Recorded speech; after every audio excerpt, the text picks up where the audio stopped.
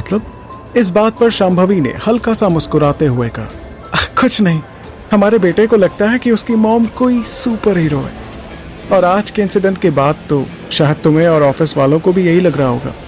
निशाद अपने चेहरे पर हैरानी के भाव लाते हुए बोला, तुमने आज जो किया वो सिर्फ फिल्मों में ही पॉसिबल है। अगर कोई जीता जागता इंसान ऐसा कर दिखाए तो उसके साधारण होने पर सवाल तो उठाए ही जाएंगे।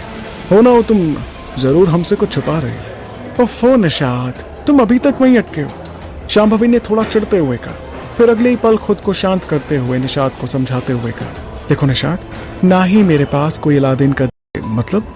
इस बात पर शांभवी ने हल्का सा मुस्कुराते हुए कहा, कुछ नहीं, हमारे बेटे को लगता है कि उसकी मॉम कोई सुपर हीरो है।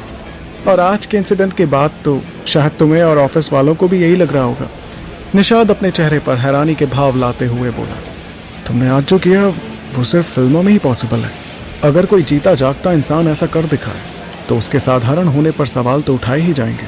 हो ना हो तुम जरूर हमसे कुछ छुपा रहे हो। ओफो निशाद, तुम अभी तक वहीं अटके हो, शांभवी ने थोड़ा चिढ़ते हुए कहा। फिर अगले ही पल खुद को शांत करते हुए निशाद को समझाते हुए कहा, देखो निशाद, ना ही मेरे पास कोई अलादीन का जिन है और ना ही समुद्र में रखी किसी संदूक की चाबी जिसे मैं दुनिया से छिपाऊंगी। उस आग में मुझे कुछ ना होना is just a coincidence, nothing more than that. Nishad को ना जाने क्यों पर शांभवी की इस बात पर भरोसा नहीं हो रहा था। पहले तो आज शांभवी ने जो किया वो, और फिर उसके ऊपर पृथ्वी की स्पेशल खानदान वाली बात उसके शक को और मजबूत कर रहे थे। उसने सोचा वो कुछ दिन तक शांभवी पर नजर रखेगा। वहीं इधर शिवगढ़ी में हिमवंत सिंह अपनी नई चाल चलने के लिए सिंघल समाज के लोगों की एक मीटिंग रखता है। इस मीटिंग में मणिद्वार के सभी दावेदार पहुंच चुके थे। सभी लोग अपने अपने सिंहासन पर बैठे जुगल शुरू होने की प्रतीक्षा कर रहे थे। क्या बात है कुंवर हिमवंत सिंह, आप कुछ परेशान लग रहे हैं? आपकी इस परेशानी की और ये मीटिंग रखने की कोई खास वजह? मीटिंग में बैठे गोगुंदा रियासत के महाराज जुजार सिंह ने कहा, वजह है जुजार सिंह जी, बहुत बड़ी और खास वजह है। हम काफी समय से अस्त्रकोश को लेकर चिंतित हैं। हिमवंत सिंह ने कहा। इस पर जुजार सिंह ने गंभीरता से पूछा, क्या हुआ है अस्त्रकोश को? हुआ नहीं है, मगर हो सकता है अगर जल्द ही कुछ नहीं किया गया तो। हिमवंत सिंह ने एक चेतावनी भरी सधी आवाज में कहा, जिस पर मीटिंग में बैठे एक दूसरे दावेदार ने कहा, हम कुछ समझे नहीं हिमवंत सिंह, साफ साफ कहो। अब की बार हिमवंत सिंह अपने सिंहासन से उठा और उसने अपने दोनों हाथ पीछे बांध एक बार सभी की ओर देखा और फिर कहना शुरू किया, इस बात से आप सभी परिचित है कि कुछ दिन पहले किसी ने मणिद्वार के अस्त्र रक्षक गंगाधर काका सा की जान लेने की कोशिश की थी। वो तो भला हो कि उन्हें कुछ नहीं हुआ। आप कहना क्या चाहते हैं हिमवंत सिंह? मीटिंग में एक आवाज आई जिस पर हिमवंत सिंह बोला, यही कि अब अस्त्र अपने लिए एक नया रक्षक चाहते हैं जुजार सिंह जी। गंगाधर काका साहब बूढ़े हो चुके हैं, हमें जल्द से जल्द राजे के लिए एक नया अस्त्र रक्षक चुनना होगा। कहकर हिमवंत सिंह ने अपनी बात खत्म की।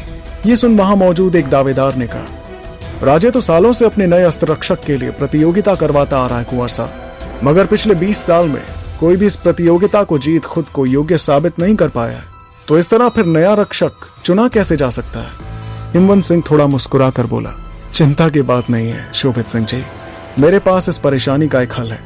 बस उस हल को लेकर हमें आप सभी की सहमति चाहिए। कैसा हल? कैसी सहमति? उपाय जानने के लिए उत्सुक शोभित सिंह ने पूछा। इस पर हिमवंत सिंह ने कहा, हम इस बार मणिद्वार के लिए अस्त्र रक्षक का चयन प्रतियोगिता से नहीं बल्कि सबकी सहमति से करेंगे। जिस भी योग्य उम्मीदवार के नाम पर सबसे ज्यादा सहमति होगी वो उसी वक्त उसी क्षण गंगाधर काका सा की जगह ले सकता है। ये सुनते ही अचानक कुछ लोगों ने कहा, यह कैसे हो सकता है? आपने तो सालों की विधा, सालों के नियम को एक झटके में तोड़ दिया। बदलते समय के साथ नियम और लोगों को भी बदलना चाहिए, हिमवंत सिंह ने कहा। लेकिन तभी बीच में से एक आवाज आई, अगर नियम बदलना ही है तो प्रतियोगिता में कराए जाने वाले खेलों को बदलें, योग्यता मापने के पैमानों को बदलें। लेकिन आपने तो पूरे राज्य की विचार विधा ही बदल दी है। माफ करना, पर मैं आपकी बात से सहमत नहीं हूं। हिमवंत सिंह एक बार फिर मुस्कुराया और बोला, लगता है आप लोगों ने शेर और घोड़े की कहानी नहीं सुनी। कैसी कहानी? कुछ लोगों की एक साथ आवाज आई। हिमवंत सिंह ने कहानी सुनाना शुरू किया। एक बार एक घुड़दौड़ में 100 घोड़ों के साथ एक शेर को भी उतार दिया गया। बंदूक की आवाज सुनकर सभी घोड़े बेधड़क भागने लगे, मगर शेर अपनी जगह ज्यों का त्यों बैठा रहा। वो भागना तो दूर, वहां से हिला भी नहीं। जानते हैं क्यों? क्योंकि शेर ये बात अच्छी तरह से जानता है कि मुकाबला अपनी बराबरी के लोगों से किया जाता है। हर जगह खुद को साबित करने की जरूरत नहीं होती। शोभित सिंह थोड़ा मुस्कुराए और बोले, आप बेशक इस तरह की उपमाएं देकर कुछ देर के लिए खुद को सही ठहरा सकते हैं हिमवंत सिंह जी, मगर मणिद्वार बातों में कहानी नहीं बल्कि खून में रवानी मांगता है। जब तक कोई ये साबित नहीं कर देता कि वो राज्य में सबसे बेहतर योद्धा है, मणिद्वार गंगाधर जी के हाथों में ही रहेगा। आपको आपके इस प्रस्ताव के लिए हमारी सहमति कभी नहीं मिलेगी। ये सुनने के बाद हिमवंत सिंह कुछ देर खामोश रहा और फिर अपनी दूसरी चाल चलते हुए बोला, ठीक है, आप हमें अपनी सहमति मत दीजिए, परंतु हमें बस हमारा टैक्स दे दीजिए। कैसा टैक्स? शोभित सिंह बोले, वो सैकड़ों टन पानी जो पिछले 22 सालों से हमारे राज्य से आपके राज्य की ओर बहता आ रहा है, जिस पानी पर आपकी प्रजा पूरी तरह आश्रित है, उस पानी का टैक्स हमें दे दीजिए। ये सुन शोभित सिंह दंग रह गए और बोले, ओह, तो अब आप इस स्तर पर आ चुके हैं हिमवंत सिंह। इस पर हिमवंत सिंह बिना किसी भावना के बोला, हमने आपके सामने प्रस्ताव रखा है हुक्म, आप अच्छे से सोच समझ लीजिए कि आपके लिए सहमति देना ज्यादा आसान होगा या फिर जलकर। और फिर मीटिंग में बैठे हुए दूसरे दावेदार की ओर देखते हुए उसने कहा, और कुंवर यशराज, ऐसा ही एक प्रस्ताव मैं आपको भी देता हूं। सुनने में आया है कि पड़ोस राज से इन दिनों आपके कुछ मतभेद चल रहे हैं। अगर ये मतभेद आगे चलकर मनभेद में बदल गए तो उनकी भारी और विशाल सेना आपकी छोटी सेना के लिए मुश्किल खड़ी कर सकती है। उस वक्त आपको हमारी जरूरत पड़ेगी। हमने अपनी बात रख दी है, अब आप सोच लीजिए। ऐसा कहकर हिमवंत सिंह अपने सिंहासन पर बैठ गया। मीटिंग में सन्नाटा छा गया। लग रहा था कि अब की बार हिमवंत सिंह ने सही चाल चल दी थी। जहां एक और शिवगढ़ी में सुबह हो चुकी थी, वहीं लंदन में इस समय शिवगढ़ी से 5 घंटे पीछे का समय चल रहा था और इसी हिसाब से वहां रात हो रही थी।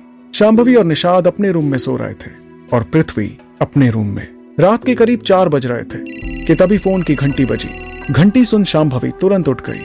वो जानती थी कि रात के इस समय कौन हो सकता है। उसने हॉल में जाकर रिसीवर कान से लगाया और कहा, हेलो, कुछ बात करनी थी। फोन की दूसरी ओर से आवाज आई, 1 मिनट, जरा रुकिए।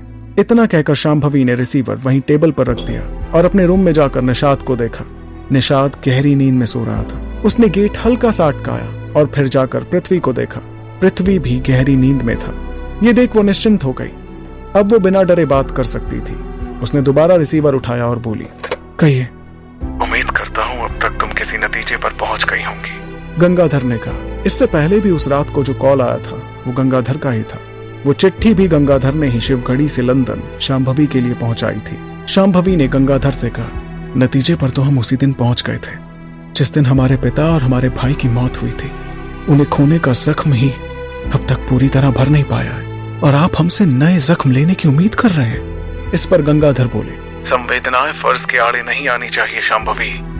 हम जानते हैं समाज के प्रति हमारे कुछ फर्ज हैं। शांभवी बोली और फिर आगे भावुक होते हुए कहने लगी, पर ना जाने क्यों एक माँ के दायित्व के सामने हमें हमारा हर फर्ज, हर धर्म छोटा मालूम होता है। अब हमारा वापस लौटना असंभव है काका साहब। हिमवंत सिंह मणिद्वार हासिल करने के लिए कई चालें चल रहा है, गंगाधर चिंता में बोले। तो शांभवी ने विश्वास के साथ कहा, मणिद्वार के दरवाजे चालों से नहीं प्रतिभा से खुलते हैं और उन्हें खोलने जितनी प्रतिभा उसमें नहीं है काका साहब। ये बात आप और हम बहुत अच्छी तरह जानते हैं। ये सुन गंगाधर ने गंभीरता से कहा, ठीक कहा शांभवी, पर यह भी सच है, जो पूर्ति अधूरी प्रतिभा नहीं कर सकती वो पूर्ति राजनीति द्वारा की जा सकती है। मतलब? शांभवी ने पूछा। हिमवंत सिंह षड्यंत्र रच रहा है। वो अपने साथ राज्य के बाकी उम्मीदवारों को इकट्ठा कर सहमति से मणिद्वार के लिए नया अस्त्र रक्षक चुनने जा रहा है। तो हमारे पूर्वजों का, तुम्हारे पिता का, भाई का योगदान मिट्टी में मिल जाएगा। अपने लिए ना सही उनके योगदान के लिए तो तुम्हें आना ही पड़ेगा शांभवी। तुम जैसी योद्धा ही अब समाज को बचा सकती है। हम आपकी बात समझ रहे हैं काका साहब, मगर आप जिस योद्धा की बात कर रहे हैं वो अब सांसारिक सीमाओं में बंध चुकी है। आज उसकी तलवार की धार उसके बेटे के प्यार के सामने कमतर मालूम होती है। इतना कहकर शांभवी रुक गई। उसे लगा कि हॉल में कोई है। वो देखने के लिए पीछे मुड़ी और एकदम से चौंक गई। निषाद ठीक उसके पीछे खड़ा था। शांभवी घबरा गई और डर कर गंगाधर से फोन पर बोली, हम आपसे बाद में बात करते हैं। और ये कहकर उसने रिसीवर रख दिया। तो ये है तुम्हारा सच। आखिर पृथ्वी को गलत नहीं लगता था। उसकी मां सचमुच एक सुपर हीरो है। निषाद ने थोड़े गुस्से से कहा, नहीं निषाद, जैसा तुम सोच रहे हो वैसा कुछ नहीं है। शांभवी ने घबराते हुए कहा। निषाद एक धोखा खाए हुए पति की तरह बोला, तुमने कहा था कि तुम्हारे पास कोई अलादीन का जिन नहीं, और यहां तो तुम खुद ही एक जिन निकली। अब अपना पूरा सच बताओगी या अब भी यही कहोगी कि it's just a coincidence, nothing more than that? Shambhavi ने फोन की तरफ इशारा करते हुए कहा, निषाद ये सब हमारा पास्ट था, तुम और पृथ्वी हमारा प्रेजेंट हो। हम जिस दुनिया से आए हैं उसे हम कब का छोड़ चुके हैं। निषाद गुस्से में ऊंची आवाज करते हुए बोला, तुम भले ही वो दुनिया छोड़ चुकी हो, मगर उस दुनिया ने अब भी तुम्हें नहीं छोड़ा है शांभवी, और तुम्हारे इस पास्ट का साया तुम्हारे इस प्रेजेंट पर भी पड़ रहा है। मुझे आज ये कहते हुए बिल्कुल बुरा नहीं लग रहा है कि तुम्हारे इस पास्ट के साए के तले ही हमारा बेटा पृथ्वी अपाहिज हुआ है। ये सुनते ही मानो शांभवी के पैरों तले जमीन खिसक गई। उसकी आंखों में आंसुओं ने जगह ले ली थी और चेहरे पर गुस्से ने। वो लाल आंखों से निषाद को बौखला कर देखे जा रही थी। दिल को चीर कर रख देने वाले इस इल्जाम का क्या जवाब देगी शांभवी निषाद को? क्या वो गुस्से में कोई ऐसा कदम उठा लेगी जो उसके निषाद और पृथ्वी के बीच कभी ना मिटने वाला फासला पैदा कर देगा? आप सभी कमेंट बॉक्स में हमें जरूर जवाब दें और आगे की कहानी जानने के लिए सुनते रहिए कॉमेट जैक्सन का अगला एपिसोड।